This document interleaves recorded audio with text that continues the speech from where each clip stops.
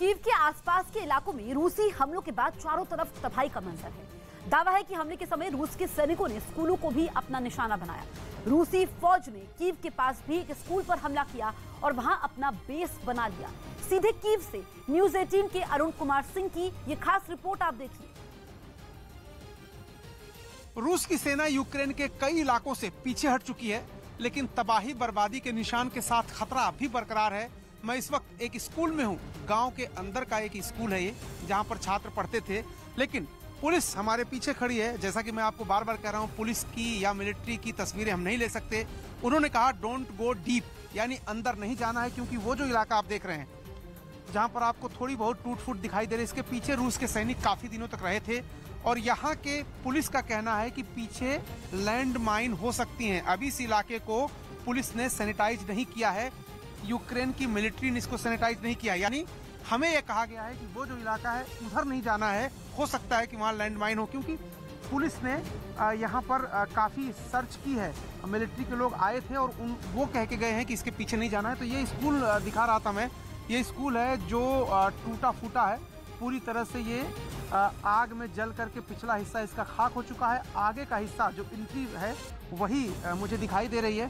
क्योंकि पुलिस ने मना किया है, इसलिए बहुत अंदर तक तो नहीं जाएंगे हम आपको, लेकिन कोशिश यहीं से करते हैं दिखाने की आपको कि किस तरह से इस स्कूल को भी तोड़ दिया गया है। हालांकि आपको यहाँ पर बोरियां दिख रही होंगी। जब यूक्रेन की सेना यहाँ मोर्चा संभाल रही थी तो इस स्कूल का उन्होंने सहारा लिया था।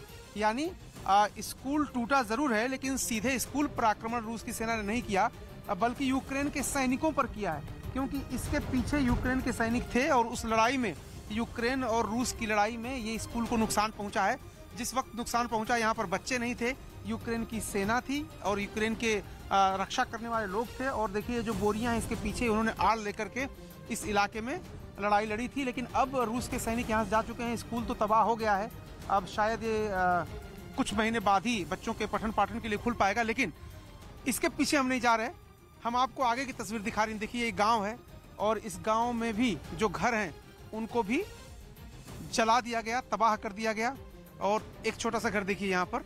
अब यहाँ कोशिश ये हो रही है कि यहाँ किसी तरह जिंदगी को वापस पटरी पे लाया जाए, साफ सफाई की जाए और घर को पुनः बनाया जाए, रहने लायक बनाया जाए। तो इस हिस्से में तो आवागमन शुरू हो गया है।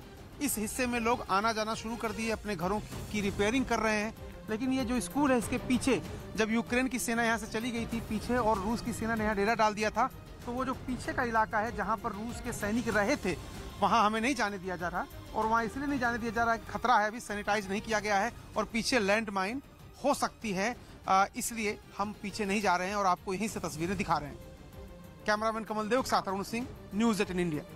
उत्तर कोरिया के परमाणु बम टेस्ट करने की खबरों से अमेरिका दहशत में आ गया है। ऐसा इसलिए लगा क्योंकि इसी के बाद बाइडेन सरकार ने अपना एक खतरनाक जंगी जहाज कोरियाई प्रायद्वीप में तैनात कर दिया, जिसकी वजह है किम का ये मिसाइल टेस्ट। हालांकि उत्तर कोरिया के तानाशाह का ये टेस्ट असली था या नहीं, इस पर बहस छिड़ी हुई है। लेकिन माना जा रहा है कि ऐसे ही खतरों को देखते हुए अमेरिका हरकत में आ गया और उसने किम जोंग उन को चेतावनी देने के मकसद से अपने महाविनाशक जंगी जहाज इब्राहिम लिंकन को कोरिया प्रायद्वीप में भेजने का फैसला लिया। यूक्रेन युद्ध के बीच भी किम जोंग उन मिसाइल परीक्षण करके पूरी दुनिया को चौंकाते रहते हैं, लेकिन इस बार बारी परमाणु बम की है। अमेरिका को खुफिया सूचना मिली है कि नॉर्थ कोरिया परमाणु परीक्षण कर सकता है, जिसके बाद अमेरिका ने अपना जंगी बेड़ा तैनात कर दिया है। हालांकि किम जोंग उन के मूड से ऐसा नहीं दिखता कि वो अमेरिका की धमकी में आने वाले हैं। लगता है कि इस बार वो परमाणु बम का परीक्षण करके ही रहेंगे। साल 2017 के बाद ऐसा पहली बार है जब अमेरिकी नौसेना ने दक्षिण कोरिया और जापान के पास समुद्री इलाके में इसकी तैनाती की। क्योंकि अमेरिकी अधिकारियों की चिंता एक और बात से है। असल में चर्चा है कि उत्तर कोरिया आने वाले समय में जमीन के नीचे परमाणु बमों का परीक्षण कर सकता है। यही नहीं, उत्तर कोरिया ने पिछले दिनों दावा किया था कि उसने 24 मार्च को हवासांग 17 नाम की अपनी सबसे बड़ी इंटरकॉन्टिनेंटल बैलिस्टिक मिसाइल का टेस्ट किया। ये ऐसी मिसाइल है जिसके बारे में कहा जाता है कि वो एक साथ कई परमाणु बम दाग सकती है और इसकी रेंज की जद में अमेरिका के न्यूयॉर्क और वॉशिंगटन डीसी तक है। अमेरिका और दक्षिण कोरिया की खुफिया एजेंसियों का दावा यह है कि उत्तर कोरिया ने 24 मार्च को ऐसा कोई परीक्षण किया ही नहीं, यानी किम जोंग उन ने झूठा दावा किया है। मगर यूक्रेन जंग के बीच अमेरिका किसी भी बात को हल्के में नहीं लेना चाहता और इसी वजह से उसने अपने खतरनाक एयरक्राफ्ट कैरियर कोरियाई प्रायद्वीप में भेज दिया। यूक्रेन की मदद के लिए अब कई देश खुलकर सामने आने लगे हैं। नेटो देशों के 4 राष्ट्रपति अभी कीव के दौरे पर हैं, जहां पर उन्होंने राष्ट्रपति जेलेंस्की से मुलाकात की। इन 4 देशों में पोलैंड के राष्ट्रपति आंद्रेज डूडा और 3 बाल्टिक देशों लिथुआनिया, लातविया और एस्टोनिया के राष्ट्रपति शामिल हैं। इन देशों ने यूक्रेन को राजनीतिक और सैन्य सहायता देने की बात कही। पोलैंड के राष्ट्रपति ने रूस पर निशाना साधते हुए कहा कि अगर कोई सैनिक किसी देश के नागरिकों को मारता है तो ये युद्ध नहीं बल्कि आतंकवाद है। अभी हाल ही में ब्रिटेन के पीएम बोरिस जॉनसन ने कीव का दौरा किया था। अब पोलैंड, लिथुआनिया, लातविया और एस्टोनिया के राष्ट्रपति कीव के दौरे पर हैं। बड़ी खबर आ रही है, रूस की धमकी को उसके पड़ोसी स्वीडन ने धत्ता बता दिया है और जून तक नेटो से जुड़ने का फैसला किया है। और 2 दिन पहले ही रूस ने स्वीडन को फिर चेतावनी दी थी कि अगर वो नेटो से जुड़ा तो यूरोप में उथल पुथल मच जाएगी, लेकिन स्वीडन ने रूस की धमकी एक बार फिर से सुनकर अनसुनी कर दी और हमेशा तटस्थ रहने के अपने स्टैंड के खिलाफ नेटो से जुड़कर अमेरिका की टीम में शामिल होने का मन बना लिया। स्वीडन के मीडिया में दावा किया जा रहा है कि स्वीडन ने जून तक नेटो से जुड़ने का लक्ष्य रखा है। मतलब अगले 1.5 महीने में यूरोप में सुरक्षा के समीकरण की तस्वीर बदल सकती है। ये खबर तब सामने आई है जब रूस का दूसरा पड़ोसी फिनलैंड की पीएम नेटो की सदस्यता पर स्वीडन के प्रधानमंत्री से बात करने के लिए स्वीडन की राजधानी स्टॉकहोम ही पहुंची हुई है। ऐसे में अगर स्वीडन ने तय कर लिया है तो फिर फिनलैंड भी ज्यादा वक्त तक नेटो से दूर नहीं रहेगा। फिनलैंड की प्रधानमंत्री साफ भी कर चुकी हैं कि वो अपने देश को नेटो में शामिल कराने के बारे में सोच रही हैं। पहले फिनलैंड और अब स्वीडन, इन दोनों देशों ने पुतिन की धमकियों को दरकिनार करते हुए डंके की चोट पर नेटो में शामिल होने के तारीख का ऐलान कर दिया। पुतिन ने पहले फिनलैंड की तरफ सेना भेजी, लेकिन उससे डरने की बजाय स्वीडन ने अगले ही दिन नेटो से जुड़ने की तारीख का ऐलान कर दिया। इससे साफ है कि पुतिन चाहे लाख धमकी दे, लाख चेतावनी दे, सेना रवाना कर दे, लेकिन ये दोनों देश आत्मसमर्पण करने के लिए तैयार नहीं हैं। यानी रूस के लिए खतरे की घंटी है, क्योंकि उसकी सीधी धमकियों का भी स्वीडन और फिनलैंड पर कोई असर पड़ता नहीं दिख रहा है। बल्कि दोनों देश रूस को ही आंखें दिखा रहे हैं, जबकि कुछ वक्त पहले भी खुद पुतिन ने स्वीडन और फिनलैंड को चेतावनी दी थी कि अगर उन दोनों ने नेटो का हिस्सा बनने की सोची भी तो रूस पर उन पर सैन्य कार्रवाई करने से वो नहीं चूकेगा। स्वीडन और फिनलैंड दोनों ही देश नेटो के सदस्य नहीं हैं और उनके नेटो से दूर रहने में ही रूस की भलाई है, क्योंकि रूस अपने पश्चिमी तरफ नेटो के सदस्य देशों से घिरा हुआ है। उसके पड़ोस में सबसे ऊपर नॉर्वे, फिर एस्टोनिया, लातविया, लिथुआनिया और पोलैंड जैसे देश नेटो के सदस्य हैं। इस इलाके में गिनकर बस फिनलैंड, स्वीडन, बेलारूस और यूक्रेन ही है जो नेटो का हिस्सा नहीं है। बेलारूस तो रूस का दोस्त है, वो नेटो से जुड़ेगा नहीं और यूक्रेन को नेटो से जुड़ने से रोकने के लिए तो रूस ने उस पर जंग ही छेड़ी हुई है।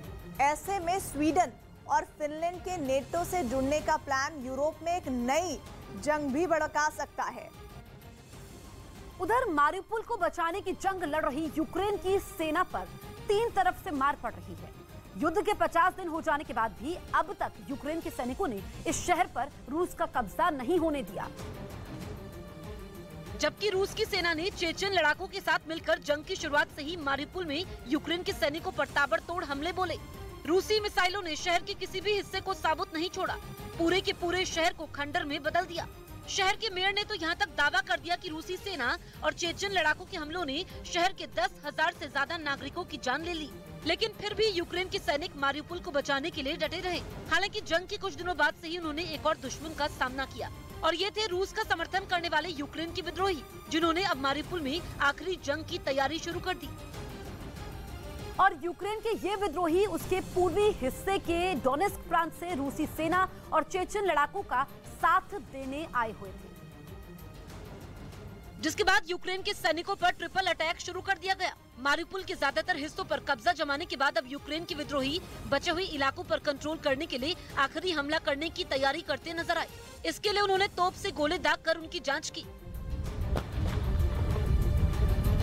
टैंकों को पूरी ताकत के साथ मारीपुल की सड़कों पर दौड़ाया।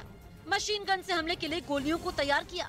साफ है कि मारीपुल के बचे हुए हिस्से पर कब्जे के लिए रूस की सेना, चेचन लड़ाके और अलगाववादियों ने फाइनल फाइट की तैयारी शुरू कर दी। इस बीच यूक्रेन ने फिर रूस की सेना पर अपने नागरिकों को निशाना बनाने का आरोप लगाया और इसके लिए यूक्रेन ने रूस की मीडिया की तरफ से जारी किए गए एक वीडियो का सहारा लिया, जिनमें रूस की सेना का एक टैंक मारिउपोल शहर की सड़कों पर दौड़ता नजर आया।